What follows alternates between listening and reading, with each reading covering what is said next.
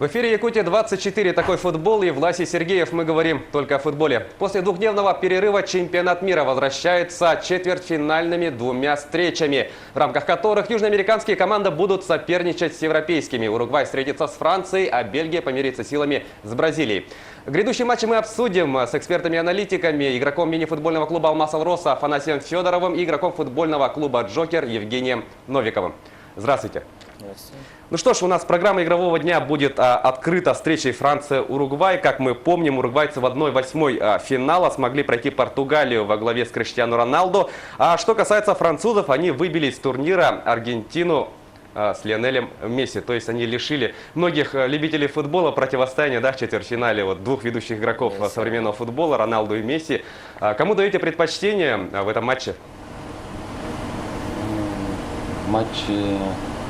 Я думаю, Уругвай победит все-таки.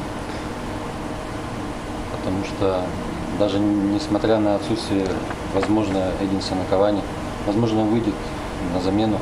Но у них все-таки сильная команда, крепкая, есть Луис Суарес. Ну и потому что все-таки две южноамериканских команды всего осталось. Уругвай и Бразилия. Хочется верить, что Уругвай еще удержит позиции Южной Америки. Что думает об этом противостоянии Афанасий? Я тоже болею за Уругвай, потому что команда давно играет уже и верится, хочется то, что команда должна выиграть. А так соперники тоже очень сильные, там все звезды, и команда молодая, и быстро играет, очень быстро нападающие, супер, прям сильные. И все равно хочу, чтобы Уругвай вышел дальше. Как здорово может играть Уругвай, мы прекрасно помним по матчу группового этапа. И знаем мы о том, что в матче с Португалией главная звезда этого матча, Эдинсон Кавани, забивший 2 мяча, к сожалению, получил травму. Не смог продолжить доиграть эту встречу до конца, и до сих пор неизвестно, сыграет ли он, примет ли участие в матче с французами. Евгений эту тему начал, думаю, что он и продолжит.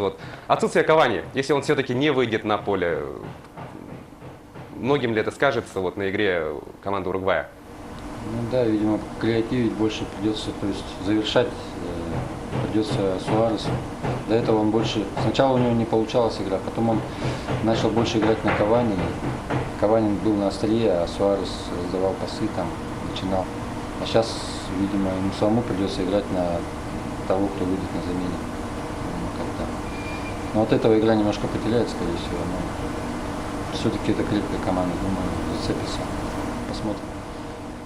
Что произойдет, мы узнаем совсем скоро. Эта игра у нас начинается в 11 ночи по якутскому времени. Но сейчас я предлагаю перейти ко второй встрече игрового дня. У нас в рамках которой сойдутся команды Бразилии и Бельгии. Пентакампионе в 1/8 финала в принципиальнейшем противостоянии выиграли команду Мексики со счетом 2-0. А что касается бельгийцев, они со скрежетом прошли команду Японии, отыгравшись, уступая в счете 2-0.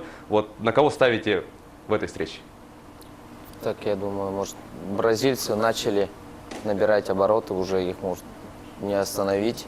А бельгийцы, команда сильная, и нападающие тоже. Азар сам, Лукаку. Де Брюйне, может, покажут свою игру. После такого чуть не проиграли 2-0. Проигрывали и на камбэк 3-2. Никто не ждал такого, и я думаю, тоже такая история может повториться. Что ж, давайте сравним атакующую мощь команд. Бразильцы на этом турнире забили 7 мячей. И, конечно же, не забываем то, что мы заговорили о лидере. У них есть Неймар, который чаще всех на этом чемпионате мира бьет по воротам соперников. У него в активе в данный момент 24 удара. Тем не менее, лучшая атака на чемпионате мира в России пока что у команды Бельгии. Они забили 12 голов, 4 из которых провел Ромелу Лукаку, второй сейчас бомбардир, второй лучший снайпер в списке бомбардиров. Отсюда вопрос. Давайте просто сравним. У кого атака сильнее, по вашему мнению? Бельгийцев. Афанасий думает, что у бельгийцев. Да, бельгийцев сильная атака. В той игре Лукаку не получалось все равно, но мощный игрок, нападающий своим корпусом, всех просто продавливает и открывается и бьет. Думаю, так и забьет по матчу. При этом скорость. Да, скорость. Самый Несмотря здоровый. на габариты, да? Да, габарит такие, и скорость сильная. Вообще сильный нападающий. Ну что ж, поговорили мы о нападении, давайте теперь поговорим про защиту. В этом аспекте дела у сборной Бразилии, конечно же, лучше. Команда Пентакампионе не пропускает на протяжении 310 минут впечатляющий показатель, и у них пропущенный-то всего один мяч, как я знаю. Ну а у бельгийцев в этом плане дела похуже. Сами мы помним прекрасно вот игру с Японией, там пропустили 2 мяча. Но есть некоторые проблемы в обороне. Вот все-таки как скажется на этой игре вот игра линии защиты? Мне кажется, вот у Бразилии все-таки сильное нападение, но и сильная защита. Хоть у них не такие, может быть, там звездные игроки в защите, на самом деле это очень сильные защитники. Я наблюдал за ними, они физически очень одарены, и быстрые, и крепкие, и высокие, то есть и вратарь у них очень хорошо, надежно играют. Не случайно они так мало пропускают, мне кажется. А у бельгийцев вопрос настроя. Они Японию, видимо, так не восприняли сначала. В первом тайме пропустили 2 гола. А потом уже, когда поняли, взялись за дело. А против Бразилии они сразу настроятся. То есть это очень серьезно произойдет. Я думаю, счет может быть ничейным вообще. Посмотрим. Ну, то есть, да, скорее всего, да, само собой, сборная Бельгии, вот, получив такую пощечину, да, от Японии, сделает определенные выводы, и надеемся, что вот с настроем на игру проблем не будет. Вот, Афанасий, как думаешь? Вот? Бразильцы, вот, защитники хорошие, они каждый вот игрок, защитник может подключается на нападение. Это самое главное, то, что защитники подключаются, это вообще плюс. И дополнительные игроки, Бобровки, например, и Марсело сам вот сейчас будет, я думаю, показывать себя, навесы его. И сам один в один может просто зайти по центру, как забивал за Реал. А бельгийцы, посмотрел, вот, когда с Японией играли. И, защита, я сказал, не очень. У них хромает чуть-чуть, конечно. Но все равно команда сплоченная. И, я думаю, должны настроиться против бразильцев. В таких матчах вот, на выбывание как раз-таки играет важную роль всегда вот, характер команды, да, и мотивация. Вот если говорить о мотивации, сборная Бразилии, конечно же, хочет реабилитироваться перед своими болельщиками после провального чемпионата, после того самого поражения от сборной Германии. Но я думаю, у бельгийцев тоже нет проблем с мотивацией, потому что наконец-то за долгие годы собралось такое талантливое поколение футболистов, но пока что вот, на международной арене результатов пока нет. Вот, как вы думаете, насколько команды сейчас мотивированы и у кого эта мотивация выше в данный момент, сильнее? У бразильцев должно быть сильнее все равно. После такого поражения дома 7-1 это просто никак передать словами. Это извиниться перед болельщиками и выйти доказать то, что это случайность, то, что это так получилось, то, что Германия, машины, реально вот команда машина. В том чемпионате они были в хорошей форме, в отличной, я сказал бы. И забивали просто все моменты, какие были. И все, такой счет это было.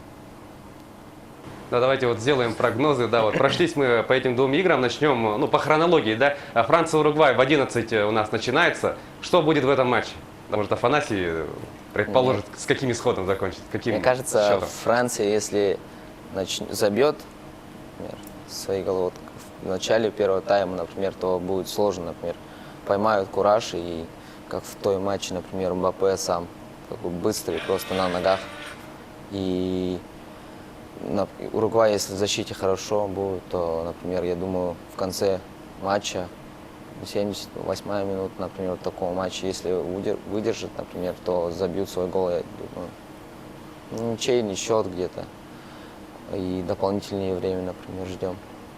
Ну, а если говорить о матче Бразилия-Бельгия, вот разобрали мы по линиям, да, вот составы команд, как закончится эта встреча, кто выйдет победителем? Я ставлю на бразильцев все равно, потому что они должны, после такого поражения реабилитироваться и доказать всем то, что они и есть бразильцы, то, что футбол у них в крови, и выиграть этот чемпионат мира. Я могу сказать, что тут Тут две очень классные команды, то есть силы примерно равные. В таких играх всегда решает характер, у кого больше. То есть, когда никто не может выиграть, ну, все будут красиво катать, там, бить издалека, изблизи, делать комбинации, все что угодно. Но и защита сильна. То есть обе команды очень сильные. Тут уже решает характер. То есть что-то такое экстраординарное должен кто-то сделать. На таких вот, когда такие вещи происходят, кто-то может, за счет этого и выходит, проходит дальше. Неймар, я думаю, способен на Где-то взять на какие-то себя, фокусы. да. Возможно, что-то такое вот решить, мне кажется, необычно. Ну что ж, двухдневный перерыв закончился. Надеюсь, все любители футбола выспались. Впереди нас снова ждут бессонные ночи. Уже сегодня две очень интересные встречи. В 11:00 по якутскому времени Франция-Уругвай и в 3 часа ночи Бразилия-Бельгия. Итоги этих игр мы также обязательно обсудим.